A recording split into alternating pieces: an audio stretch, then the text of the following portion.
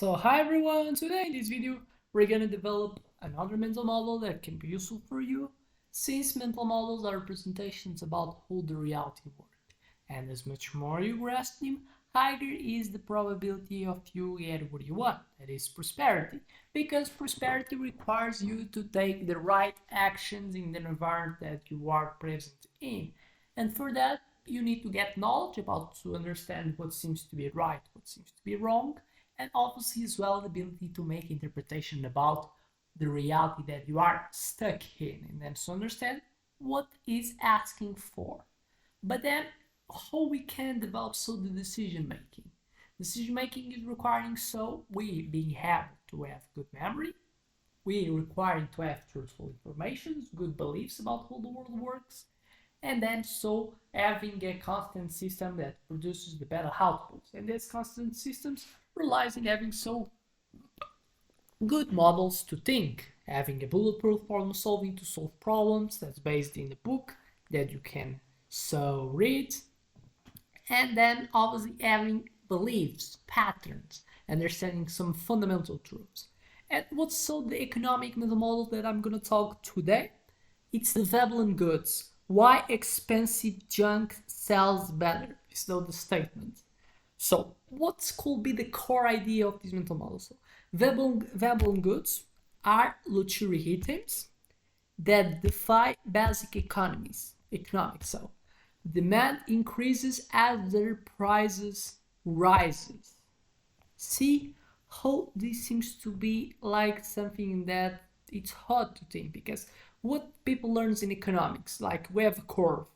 As much cheaper is a product, higher will be so the search for that product. Which higher is the price of something, less so will be searched by the persons.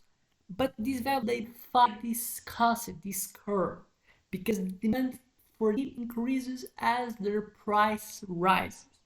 But so what could be explanation? So we have understood this mental model.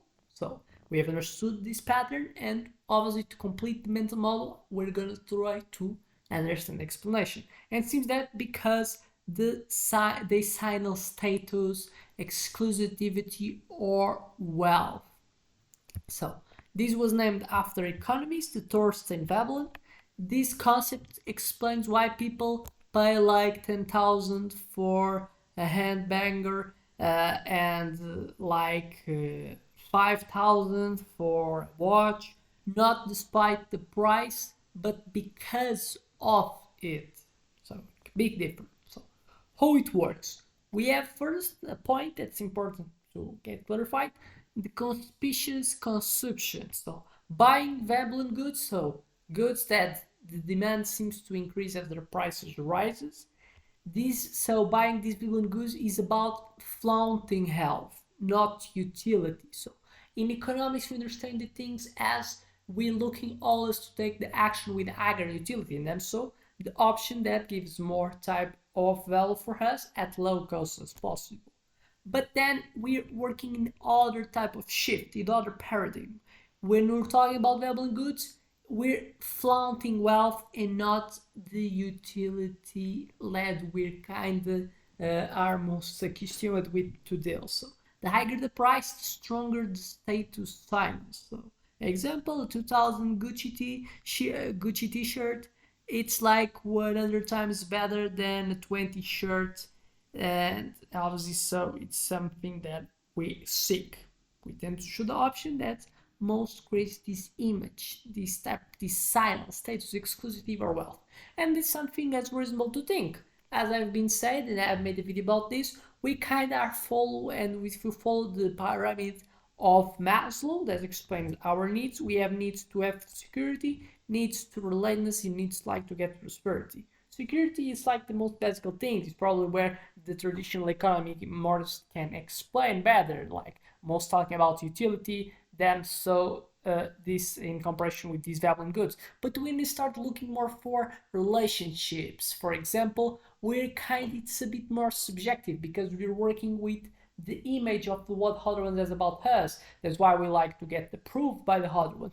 And with that, so we perceive that's the thing, that more utility not are the ones that tends to be most cheap, or the ones that we don't have like a specific key point that's clear as is with so the security that is not is I'm feeling angry or I'm not feeling angry, I'm sleeping or not sleeping, I'm drinking water or not. With the relationship is a bit more subjective, and then so we kind of adopt other criterias that obviously as well by being less subjective, being more subjective, we have more different ways to satisfy these needs of relatives. So other ones are a bit more introverted, other ones they tend to be more extroverted.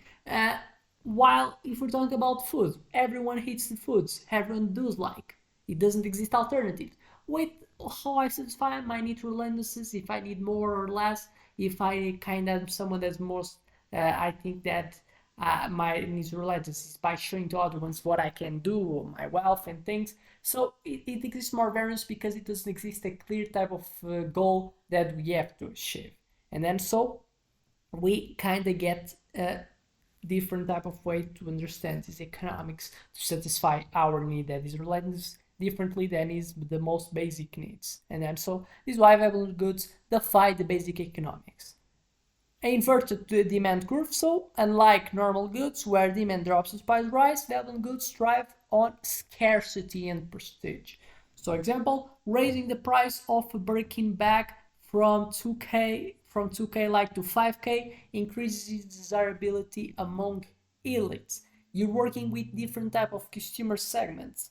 We're in these consumer segments exists a lot in terms of how they satisfy social latency. That's why some groups can so kind of defy the one of the most fundamental principles of economies, that is demand increases as the prices decrease. But with that things, with that consumer segments, the ones that are praised more wealth, perceive more wealth as their utility, then so it happens the opposite. Exclusivity feedback loop, another thing to look. Brands artificially limit supply. That's one interesting strategy that I've been seeing them doing it.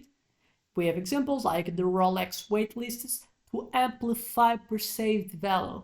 Result: wealthy buyers compete to win the right to pay exorbitant prices.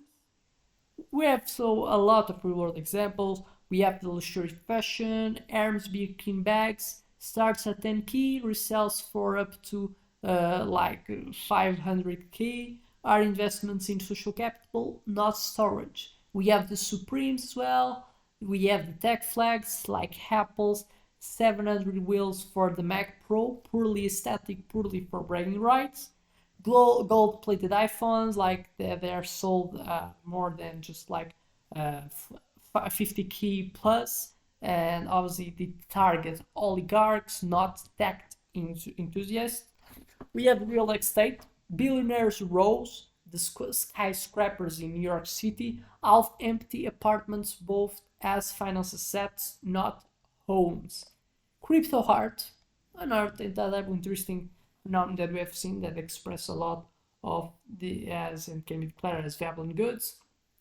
NFTs like Bored Apes, digital images falling for millions solely because others would recognize their status values. Why it matters? I think it's clear.